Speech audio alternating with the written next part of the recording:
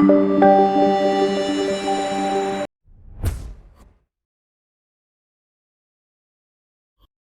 buenas, ¿qué tal? ¿Cómo estáis, queridos investigadores, investigadoras, científicos y científicas, ¿no?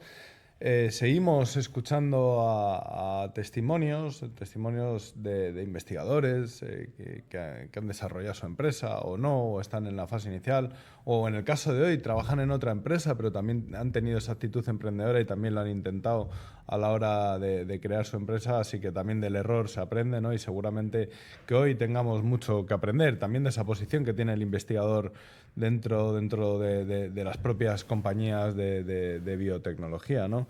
Hoy recibimos en este podcast, que llega de la mano y de la colaboración de UCAN High Tech y Celera en ese programa que tanto está ayudando, ¿no? a llevar al mercado todas vuestras tesis, todas vuestras investigaciones, ¿no? Y para ello hoy recibimos a Tarik Ruiz. Muy buenas, Tarik, ¿cómo estás? Muy buenas, Chema. Gracias. Te voy a presentar porque tienes una larga carrera, te has metido en todos los líos y en todos los araos posibles. Rara avis en un investigador que siempre está centrado en su tesis. Tú a día de hoy eres el New Technologies Manager de Vitrus Biotech, pero bueno, también eres un apasionado del mundo de la ciencia, has estado estudiando ciencias biológicas, ¿no? Obteniendo un BSc, ¿no? En bioquímica en la Universidad Autónoma de Barcelona, después de tu doctorado, por todo lo que hiciste en el COVID, que ahora nos comentarás que fue, recibiste una beca de héroes ofrecida por EADA Business School, y bueno, que has estado presente en todos lados, tío. Enhorabuena, bienvenido, ¿qué tal? ¿Cómo Muchas estás? gracias. Pues aquí muy expectante, de muchas ganas de charlar un ratito y de poder compartir lo que he hecho y que le sirva a la gente. Hombre, desde luego, ¿no? Yo creo que al final lo que tratamos es de ser pragmáticos, ¿no? Y enseñarles el camino, ¿no? Y que tengan menos posibilidades de errar y sobre todo también que transformen su actitud de investigador a investigador barra emprendedor, ¿no? Porque toda esta partida hay que terminarla. Totalmente. Tarik, cuéntanos un poco sobre ti para el que no te conozca. ¿Quién es Tarik? ¿En qué líos has estado metido? Pues Tarik es una persona muy apasionada de la ciencia desde muy pequeño y de la naturaleza y de enseñar. Y al final es lo que he conseguido hacer con mi vida y lo disfruto muchísimo. Como bien comentabas, yo cursé mis estudios en bioquímica en la Universidad Autónoma de Barcelona, luego seguí el típico camino investigador pasando por el máster y doctorado y después por mi implicación en el COVID pues me becaron una beca muy interesante entre ADA Business School y École de Pont Business School en París y llevé a cabo un Global Executive MBA. En el impasse de todo este tiempo siempre me ha gustado participar en divulgación científica. Soy profesor asociado tanto en la Escuela de Negocio como en la Universidad de Vic, que es una universidad chiquitita en el centro de Cataluña. Y básicamente lo que intento es desarrollar tecnología para mejorar la vida de gente y tener un poco de impacto en la sociedad también a través de la docencia. Vamos a tocar unas pinceladas de tu posición actual dentro de Vitrus Biotech. ¿Qué es lo que haces? Cuéntanos un poco, qué tecnología estás desarrollando, cuál es tu función. Yo mi función en Vitrus Biotech ha evolucionado mucho durante el tiempo. Yo llevo 10 años en Vitrus, fui uno de los primeros empleados y ahora somos más de 40 personas y estamos en bolsa. Entonces yo empecé como responsable de producción de la empresa y en el contexto de la empresa también llevé a cabo mi doctorado, fue un doctorado industrial, una colaboración muy interesante entre la industria y la academia. Creo que es uno de los programas en ese sentido más exitosos que tenemos en este país. Y actualmente como New Technologies Manager lo que hago es identificar nuevas tecnologías que potencialmente pueden ser incorporadas por la empresa, además de investigarlas. Las tecnologías en cierta manera son confidenciales, pero puedo decir que son tecnologías para desarrollar ingredientes activos con potencial en el mercado dermocosmético y otros mercados. Cuéntanos algún logro que hayas conseguido dentro de Vitrus. Pues mire, justamente el año pasado conseguimos levantar 600.000 euros de financiación pública a través de un programa CDTI, justamente para integrar una plataforma de producción de proteína recombinante en la empresa. Me parece súper interesante tu perfil porque has tocado todas las áreas, ¿no? Hablaremos de tu parte emprendedora, de tu parte dentro de Bytrus también, ¿no? Que no es solo ser un científico o una científica, sino que tú englobas quizás todos los parámetros, quizás todas las características, quizás todas las cualidades que tiene que tener un emprendedor que nace del mundo de la investigación y me parece muy bien que lo contagies. Contágialo, claro, contágialo porque ¿cómo se hace? ¿Cómo se sale uno del papel de investigador y científico? Investigadora y científica, que no me miren mal, que aquí queremos que todos estemos en el mismo saco. Yo creo que dando un paso atrás, cuando tú te pasas el día en el laboratorio, te pasas el día investigando, intentando superar tus pequeños dramas diarios que tenemos todos y todas cuando estamos en el laboratorio, te pierdes un poco. Al final creo que pierdes un poquito el objetivo final, y el objetivo final es que tu investigación tenga una aplicabilidad, que tu investigación tenga una utilidad para la sociedad. Y eso se hace justamente así, dando un paso atrás, pensando qué necesito, cómo puedo comunicar mi investigación mejor, cómo puedo intentar desarrollar tecnología o un proyecto útil para la sociedad gracias a mi tecnología.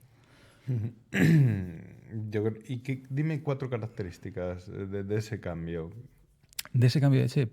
Ese cambio de chip, sí, ¿no? Que salir del laboratorio, que quitarse la bata también forma parte de la creación de una empresa. Yo creo que la primera sería humildad. Hay que ser realista y hay que pensar que como científico, como científica, tienes muchos conocimientos de tu ámbito, pero necesitas conocimientos de otra gente. Necesitas gente con conocimientos en comunicación, en business, etc. La segunda sería objetividad. Tienes que ser objetivo y valorar, aunque tú hayas puesto muchísimo esfuerzo en tu tecnología, si no es una realidad útil para el mercado o no es una realidad útil para la población, igual debes replantearte qué estás haciendo. O sea, curar... Sí, pero no solo replantearse el investigador, ¿no? Porque al final el entorno también le invita a que el objetivo sea crear un paper o... Pero muchas veces son cosas que se pueden llevar de la mano. Entonces, si se ve un potencial real, hay que luchar por ello. O sea, al final, si tú estás trabajando en desarrollo de moléculas anticancerígenas y te quedas en publicar un paper en un Nature que es estupendo y te vas a dar buenos frutos en tu carrera, ahí se acaba tu historia. O sea, tú no estás haciendo una cosa que realmente vaya a tener potencialmente un impacto. Tienes que luchar por ello, tienes que buscar las mejores fórmulas para sacar el máximo rendimiento a lo que estás haciendo. Uh-huh. Como tercera opción, capacidad de autocrítica. Ya contar, si explico luego un poquito mi experiencia emprendedora. Sí, ahora nos ponemos a ello. Creo que lo que nos faltó fue autocrítica. Fue pensar, ¿somos capaces de llevar a cabo esto? ¿Esto tiene un sentido? ¿Qué equipo necesitamos? Al final, creo que los científicos y las científicas tenemos esta tendencia a pensar que somos mucho más listos de lo que somos o que estamos mucho más preparados. Y para que una máquina funcione se necesitan piezas de todos tipos. Sí, desde luego, nos creemos que... Oye, vamos a recuperar esa carrera emprendedora. Cuéntanos, ¿cómo fue tu evolución? Tú llegas con tu tesis, entiendo que lo que quieres es de tu tesis lanzar una... Pues era una cosita un poquito distinta. Yo estaba en mi primer año de tesis, tenía mucha amistad con la que en aquel momento era nuestra postdoc y nosotros participamos en un programa de generación de ideas y generación de proyectos empresariales que desarrolla la Universidad Autónoma de Barcelona. Ahora es un proyecto muy chulo que están en la 10ª edición, diría. Entonces nosotros desarrollamos un proyecto basado en la creación de nanoestructuras en plásticos para evitar contaminaciones bacterianas y fúngicas y ganamos el concurso. Inesperadamente nos dieron un poquito de financiación, nos dieron 6 meses de espacio en un edificio de emprendeduría de la universidad y por temas de negociación de patentes, por lo que te comentaba, no estamos preparados para negociar con la universidad, necesitamos haber tenido el asesoramiento o una persona especialista en tech transfer y en pequeñas tensiones que surgen en los equipos. Al final eran todo doctores y cuando son todo doctores que llevan muchísimos años siendo gente muy top. Lucha de egos. Lucha de egos. ¿En serio? Sí, sí. Así es. Y yo en aquel momento la lucha de egos en mi caso con el estudiante de primer año no fue significativa. O sea, el conflicto no fue conmigo, pero hubo sus reticencias y sus... Todo el mundo quería tener el mando. Y a veces pues el mando lo tiene que tener una persona y el resto tienen que acatar. ¿Por qué llegasteis a ese punto? Yo creo que justamente por lo que te comentaba, por la falta de humildad por parte de la gente. Cuando tú estás... Pero la falta de humildad da igual cuando hay un pacto de socios en el cual se queda todo claro, ¿no? Sí y no, porque si alguien... Al final todo el mundo, cuando no hay problemas o cuando todo va bien, todo el mundo está satisfecho con los pactos de socio, cómo se toman las decisiones. Cuando empiezan momentos complicados, y nosotros tuvimos un pequeño momento complicado con la negociación de la patente, es cuando surgen los problemas y todo el mundo quiso en ese momento pues imponer su visión de cómo se tienen que hacer las cosas. Conclusión, no se impuso ninguna y no se desarrolló un proyecto empresarial. Y se cerró. Y se cerró. De hecho, tenemos todavía colgando 6 meses de oficinas allí que nunca utilizamos. ¿Qué echas de menos? ¿O qué no hicisteis? Yo creo que no seleccionamos bien el equipo. Yo creo que seleccionar un equipo adecuado para algo tan exigente a nivel emocional como es emprender es muy importante.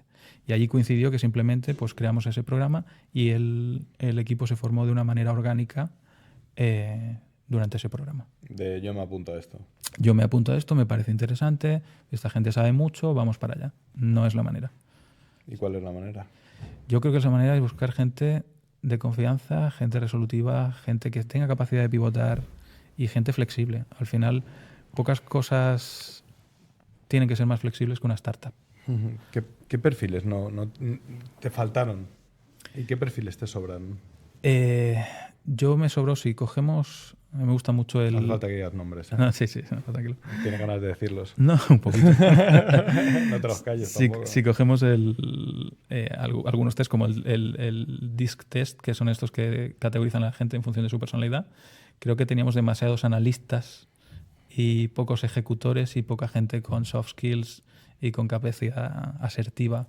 O sea, demasiados capitanes, pocos marineros. Efectivamente. o mucha gente con capacidad de remar muy bien y pocos de marcar la dirección adecuada. ¿Y financiación? ¿Llegaste a buscar financiación? Teníamos aquella primera financiación y sí que teníamos el interés de un par de empresas bastante grandes que estaban dispuestas a poner dinero sobre la mesa, pero ya como hubo esos conflictos y esos problemas no se llegó a materializar. Has sido bastante crítico, Tarik, con el tema de la tech transfer. Sí. ¿Algún acierto tuvisteis o fueron todo errores? Yo creo que el acierto es casi al final confiar en los agentes de la Universidad Autónoma de Barcelona, que son muy buenos. Son gente con muchísimas ganas y dispuesta a ayudar a la medida de lo posible. Creo que se confió en ellos tarde. Se quiso imponer más la visión, ¿no? Al final, cuando tú estás intentando escindir un proyecto de la universidad, tienes que entender que la universidad es tu aliada. Y hay cierta narrativa que nos pinta a la universidad como una enemiga o como alguien que viene a obstaculizar, cuando lo que se tiene que entender es que va a ser alguien más que pueda aportar. Interesante, ¿no? Yo creo que es un tema que... ¿Qué 3 consejos tú con tu experiencia también actual, ¿no? Y yo creo que la gente te tienes que escuchar, ¿no? de esa experiencia, porque has pasado por todas las fases. 4 consejos de una buena transferencia tecnológica. Yo creo que entender bien el mercado. De hecho, hablando hace un par de días con unos emprendedores, me decían que ellos habían desarrollado una tecnología que podía solucionar un problema, se habían dado cuenta que el problema no existía. Entonces, entender bien cuál es el mercado, entender bien cuál es el potencial de la tecnología que tienes entre manos, más allá de que haya sido un Nature, haya sido el paper. O sea, son 2 cosas totalmente distintas. Yo creo que hay que separar muy bien la barrera mental entre lo que tiene valor para la academia y lo que tiene valor para la industria. Y por otro lado, entender que una vez que la tecnología está desarrollada, esa tecnología ya no es propiedad, digamos, del investigador. Es en parte propiedad intelectual del investigador, pero el investigador no es el que va a entender cuál es la mejor manera de desarrollar esa tecnología.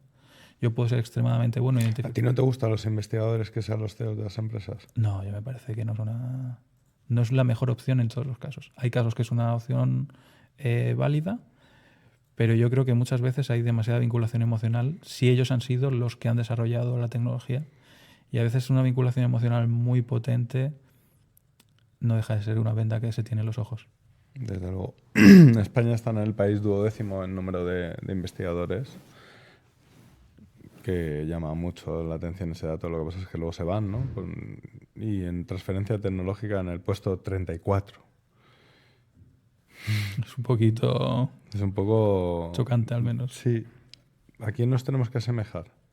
Porque tú eres un tío que ha vivido mundo, que conoce cómo se está investigando en otros países. Sabes que el norte de Europa está muy lejos porque entran muchos billetes.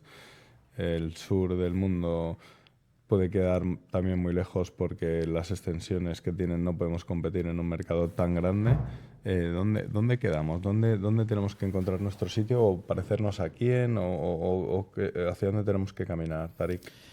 La verdad es que es una pregunta muy compleja. Yo, por ejemplo, Sí, bueno, hombre, lo que está claro es que en España no hay una estrategia país, ¿no? Hay Eso mucho adalid de la tech transfer mucho, pero no se termina de ejecutar de una manera correcta. Sí que se ven pequeños conatos en determinados centros de investigación, incluso en universidades, que te hacen hacer una mueca, una pequeña sonrisa, pero poco más. Totalmente. Yo cuando estuve viviendo en Alemania, por ejemplo, vine muy encantado y estaba en un centro de investigación trabajando bastante puntero, pero sí que es verdad que la magnitud de los recursos que tienen allí y la que tenemos aquí es totalmente distinta. Y ¿Es eso la pasta el gran problema? yo creo que en parte es cómo se gestiona la pasta. Allí tenían muchísimo dinero, pero tenían una estructura de centro de investigación. Cuando algo tenía potencial de ser transferido a la industria, una mentalidad muy empresarial. Ya era como, ellos ponían muy claramente la línea de aquí se ha acabado la academia, empieza el preindustrial. Y yo creo que es un poquito lo que tenemos que intentar trabajar, ¿no? Las universidades están muy metidas en hacer investigación académica, que es lo que tienen que hacer. Y creo que las empresas están muy metidas en desarrollar sus productos y sus tecnologías. Pero sí que es verdad que la zona intermedia, los agentes que están intermedio todavía tienen que desarrollarse un poquito más en este país, por lo menos desde mi punto de vista. Y tiene que haber bueno, desde tu punto de vista y a la vista está, ¿no? Según los datos. Es que los datos son acojonantes. Es que estamos hablando de unos porcentajes, una diferencia tremenda. Eso es que aquí no quieren. Yo no creo que es que no quieran, yo creo que faltan... O sea, lógicamente que quieren, es su país, ¿no? Al final lo que más te honra es mejorar la calidad de vida de las personas que te rodean, ¿no? No es que no quieran, es que si a lo mejor tu país es el que no quiere. Yo creo que faltan perfiles híbridos. O sea, yo creo que los académicos son muy académicos, la gente de industria es muy de la industria y hay poca gente que trabaje en medio o que tenga experiencia de los dos lados y que hable los dos lenguajes. Entonces, hablar los dos lenguajes es extremadamente complicado. Yo me encontré haciendo el doctorado industrial y cualquiera que haya hecho el doctorado industrial se ha encontrado en esa posición. Yo no lo he hecho. Perdona, era una broma. No sé, no que cualquiera que haya... He pensado unos compañeros, ahora que los tengo que ver esta tarde y lo han hecho todos. Sí, joder. Yo quiero ir a ese club de privilegiados. No sé si privilegiados, pero ahí tienes que aprender dos lenguajes. Con tu proyecto tienes que ser capaz de convencer a la gente de la academia y ser capaz de convencer a la gente de la industria. O sea, esos son los proyectos que aportan en los dos lados. Y también hay que asumir que no todos los proyectos de ciencia básica tienen que transformarse en algo industrialmente viable. Al final, si nosotros, cuando tú ves, por ejemplo, la vacuna del COVID, todos los desarrollos previos que no tuvieron una aplicabilidad de mercado hasta llegar al desarrollo del COVID, o sea, de la vacuna contra el COVID, son años y años y años. Y hay que asumir que aquello pues, es desarrollo necesario. O sea, al final, investigar no es nada más que empujar los límites del conocimiento. Hemos comentado antes de entrar a la entrevista que para la compañía en la que estás, en esa faceta de valgo pato, ¿no? En el que lo podríamos resumir, ¿no? Llevas un equipo de investigadores, también desarrollo de nuevas tecnologías dentro de la propia compañía, que eso es súper importante en una biotecnológica, y también te has dedicado a levantar pasta para que la empresa crezca, ¿no? Y para que sea una realidad. Y sin pasta no se va a ningún lado. Totalmente. Y más para un investigador, ¿no? Que es tan difícil y tan largo el camino hasta llegar a mercado, ¿no? Hablamos de incluso 12, 14 años en algunos casos, que es una barbaridad de cómo pasas ese desierto. ¿Cómo hay que buscar la financiación siendo un investigador, un científico, científica, investigadora? Al final yo creo que tienes que ser capaz de motivar a los inversores. Y ser capaz de motivar a los inversores es crear una historia y una narrativa creíble. Si tú llegas presentando muchísimos datos, posiblemente el inversor 5 minutos después o 3 minutos después te harto de ti. Te despache. Y te despache. Entonces tienes que crear una historia sencilla de entender, fundamentada. Al final, cuando tú vayas a buscar, y ese pitch que debes crear, debe ser un pitch creíble y un pitch sencillo. Y después ya llegará el momento que ese inversor ya contratará a sus asesores o a sus asesoras científicos para que analicen tu proyecto y la viabilidad de tu proyecto. Pero tú tienes que ser capaz de convencer. Y en el caso de la financiación pública, que también es una fuente muy interesante de financiación a veces. Es la primera quizás, ¿no?, a la que debe acudir el investigador. Normalmente sí, dependiendo en qué ámbito trabaje uno. Sí que es verdad que hay ámbitos que son más difíciles de financiar con financiación pública. Uh-huh. Ahí sí que pones en manos muchas veces de gente que tenga experiencia desarrollando ese tipo de propuestas. A veces y esto te lo digo yo, que a la propuesta esta que hemos conseguido financiación hemos ido sin asesoría, Pero... ¿Has hecho tú a pelo? Sí. ¿De dónde la saca la pasta? De CDT. De CDT. ¿Y lo has hecho tú a pelo? Lo hemos hecho entre yo, el CEO y el financiero. Tu equipo. El equipo. No has tenido que acudir a agentes intermediarios como está ahora de moda. No, lo hemos hecho a pelo. ¿Y habéis levantado un CDT? Y hemos levantado CDT. Cuéntame, ¿qué hay que hacer para levantar un CDT? Pregunta clave de esta entrevista. Pues hay que poner muchas ganas y mucho esfuerzo, mucho más esfuerzo del que yo pensaba que inicialmente se tenía que poner. Háblame de la cosas. parte objetiva. Se tiene que ir con un proyecto que sea una realidad de mercado, se tiene que explicar muy bien la ciencia que hay detrás de tu proyecto, la viabilidad de la ciencia, cómo va a impactar esa ciencia en la sociedad y más allá de eso, cómo va a impactar en la industria. Al final, CDT creo que hace muy buen trabajo a la hora de evaluar los proyectos y además de hacer muy buen trabajo, tiene muy bien esquematizado qué quiere ver en tu proyecto. Si tú miras el modelo que ellos te dan de formulario, claramente tienes que ser capaz de decir, yo voy a impactar de esta manera y de esta manera. Y tiene que ser creíble y validable. Yo aluciné y disfruté muchísimo cuando vino la evaluadora. Yo pensaba que habíamos pedido otras financiaciones a otras organizaciones, ¿no? Y los evaluadores tienen un conocimiento genérico del ámbito. Nosotros la evaluadora que tuvimos es una persona extremadamente formada, tanto en business como en ciencia, que a mí me hacía unas preguntas que pensaba, digo, madre mía, esta persona, me gustaría tenerla al lado, pero para consultarle cosas. ¿Cómo sabe? ¿Cómo sabes eso? Hombre, yo creo que eso el propio investigador tiene que darse cuenta de que para acceder a ese tipo de financiación no se lo van a dar así porque sí, ¿no? Tiene que tener algo real, lo que tú has dicho, que impacte en la sociedad, que al final es de lo que se trata, de que su investigación impacte, ¿no? Y el pivotaje, ¿tú cómo lo ves? Porque lo has comentado, lo has dejado ahora caer un poco y los que son más libres, investigadores que son más libres y más incorporados al ecosistema innovador, saben que hay que ir al mercado y que donde esté tu tesis puede variar el final de la investigación o puedes descubrir otra cosa a lo que dedicarte. ¿Eso cómo lo conceptualizas tú, ese proceso? Porque muchas veces muchos investigadores se sentarán frustrados, ¿no? Y dirán, este ya no es mi hijo. Totalmente. Hay que asumir que como los hijos de verdad evolucionan y cuando evolucionan tienes que adaptarte a ellos y tienes que adaptarte al entorno. En el caso, yo tengo muchos conocidos que han empezado con proyectos targeteando a pharma y al final están targeteando a animal health o están en cosmética o están en nutracéuticos. Justamente la conversación de hace un par de días con unos emprendedores amigos, ellos empezaron en otro mercado y también se están planteando el nutracéutico. Entonces, hay que asumir que tu tecnología tiene un valor. ¿Y qué es mejor? ¿Que no desarrolles nada y que tu tecnología acabe en un cajón? ¿O que tenga otro impacto positivo en la sociedad un poco distinto al que tú inicialmente habías diseñado o tenías en mente? Al final, si tú desarrollas una molécula que resulta que no va a ser estupenda para curar una enfermedad, pero va a ser estupenda para mejorar la vida a través de un nutracéutico o de un dermocosmético a muchísima gente, ¿cuál es el problema allí? O sea, tenemos que aprovechar lo que nos da la vida. Tenemos que aprovechar lo que nos da nuestro desarrollo científico. Más allá de las cábalas que uno o las ilusiones que uno pueda tener. ¿Y cuándo te das cuenta de eso? Yo creo cuando te la pegas. Cuando tú llegas Hasta con que tu... no te la pegas, no puedes ser lo suficientemente ágil y salirte del rebaño o salirte Probablemente sí. salirte de tu sueño en muchos casos. Sí, totalmente. Yo creo que En el probablemente... que muchos han tirado años, que no hablamos Sí, de una sí. tontería. No, O sea, el no. pivotaje es algo hasta con luto, ¿no? Algo Sí. psicológico, ¿no? Hablamos de gente que dedica décadas a algo y yo creo que sí se puede pivotar. Pero es difícil aprender por cabeza ajena a veces. Si te rodeas de gente muy formada, perteneces a ecosistemas innovadores y en esos ecosistemas innovadores estás vinculado con gente que tú ves que ha pasado ese proceso o que está pasando ese proceso, tienes más facilidad para entenderlo. Pero eso implica que tú debes estar muy bien integrado en esos entornos de innovación con emprendedores y emprendedoras que se estén enfrentando a los retos. Uh-huh.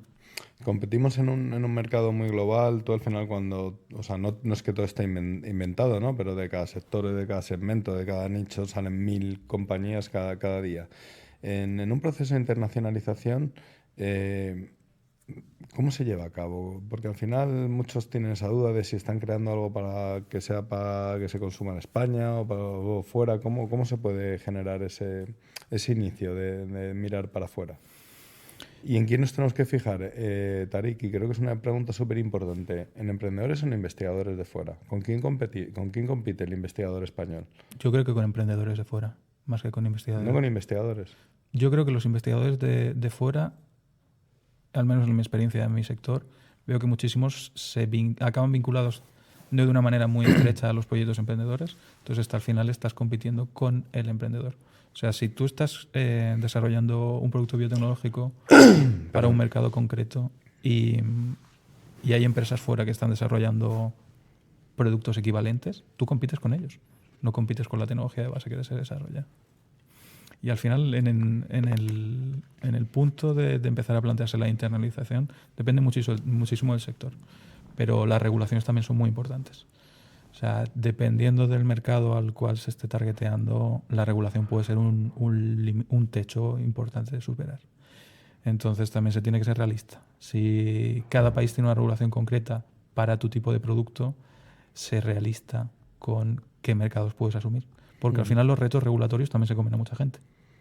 ¿Qué mercados ves tú interesantes a nivel global donde se puede competir o en que los que has comentado Alemania, ¿no? Sí. Que hay es un ejemplo en investigación también, ¿no? Yo lo que veo últimamente es que se puede trabajar en el mundo farmacéutico-like, y se pueden desarrollar productos muy interesantes, pero sí que es un camino muy largo, requiere muchísima inversión y requiere normalmente investigadores con una red de contactos muy amplia.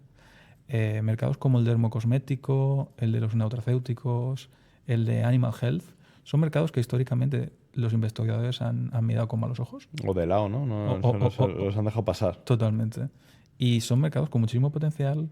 Estamos hablando que hay países que a día de hoy tienen más mascotas que niños y de niñas. Entonces va a ser un mercado del futuro. No, desde luego que los animales no es que haya más o menos, es que también hay que tratarles casi como personas, ¿no? Totalmente. Y ahí hay un nicho súper interesante. Y un mercado súper interesante.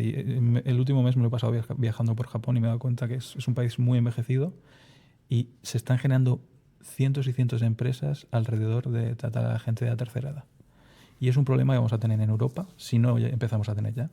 Entonces, todas aquellas proyectos o empresas que estén dando soluciones para problemas que tiene la gente de la tercera edad, yo creo que van a obtener beneficios rápidamente y beneficios sostenidos.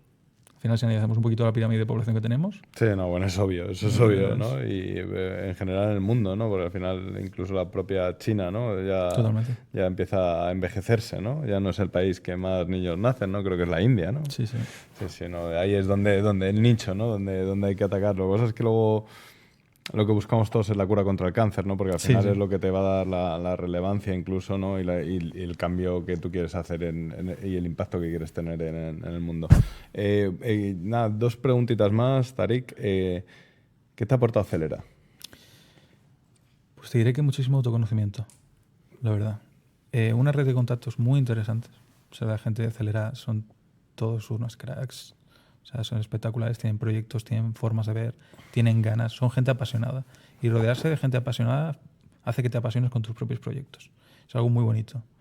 Y después autoconocimiento, lo que te comentaba. O sea, se trabaja mucho en conocerte a ti mismo o a ti misma, cuáles son tus limitaciones, cuáles son tus objetivos, y hacerlo en compañía. Porque hacer el viaje del autoconocimiento solo a veces es complicado. Cuando mucha gente está intentando trabajar en sí misma a la vez, se crea una red de apoyo francamente maravillosa. Uh-huh. A ti te concedieron la beca Héroes por tu labor durante el COVID. No quiero dejar pasar esta entrevista sin que cuentes esa labor, porque oye, también hay que... A esos héroes sin capa, a esos héroes sin nombre, ¿no? También creo que hay que hacerles su minuto de gloria, ¿no? Por todo lo que han aportado a la sociedad, que seguramente no te lo hemos gratificado, pero seguramente que tú te sientas la persona más feliz del mundo por lo que hiciste, y eso es lo más importante, Tarik. Totalmente. Sí que es verdad que es un nombre que nunca me ha gustado nunca, creo que se pusieron un nombre con un objetivo y ellos valoraron, ¿no? Pero yo durante el COVID lo que estuve haciendo fue enviar material a África. Tenía varios contactos en África a través de diferentes plataformas. Se encontraron la situación de que ellos no podían participar en la investigación contra el COVID porque no les estaba llegando material. Entonces conseguí que varias empresas procedían material y conseguimos hacer un envío gracias a una amiga que trabajaba en logística de una ONG. Y por otro lado, pues estaba trabajando en sintetizar bibliografía y ayudar a los facultativos a entender qué estaba pasando. El COVID fue un momento de muchísimas publicaciones muy rápidas, era un bombardeo constante de información y los facultativos a veces se encontraban con problemas para decirle al paciente cómo estaba avanzando. Entonces, gracias a eso y gracias a una petición, nosotros intentamos, desde el grupo de investigación en el que estábamos colaborando, desarrollar nuestra alternativa de vacuna. Entonces, también pedimos financiación al Instituto Carlos III. No tuvimos la suerte de ser financiados, pero por mi labor, tanto ayudando a los facultativos como intentando empoderar a África en aquella lucha contra el COVID y también en detección, enviamos muchos kits de PCR para que pudieran detectar los infectados y las infectadas, y también por intentar desarrollar una alternativa de vacuna basada en una tecnología íntegramente desarrollada en España, pues me premiaron con esta beca, que yo agradezco, es una oportunidad enorme. Yo no podía haber cursado los estudios que cursé si no hubiera sido por esa financiación. Gracias también de parte de todos, Tarik, por esa tarea. No tengo aquí un premio que darte, pero te daría el premio más grande. 3 consejos, ya, última pregunta. 3 consejos para toda esta comunidad de investigadores e investigadoras que quieren crear su empresa, que quieren llegar a mercado porque saben que es el camino para cambiar el mundo. Creo que tenéis que buscar gente que os ayude en el camino. Remar solo o sola no es una opción, nunca. Creo que tenéis que encontrar un mercado y ser flexibles. Lo que comentábamos antes, aunque todos queremos curar el cáncer va a ser muy difícil de curar. Si podéis tener un impacto positivo en la sociedad, es mejor tener algún impacto positivo que ningún impacto positivo. Y por otro lado, vivid con ganas y con ilusión, esperanza, y no dejéis que las adversidades os tumben. Va a faltar financiación, van a llegar los debt valleys y va a llegar toda una serie de circunstancias en vuestra empresa que lo va a complicar todo. Pero si no se trabaja con ganas, no vais a poder llegar. Tarik Ruiz, muchísimas gracias. Un placer escucharte. Gracias. Un placer. Un placer.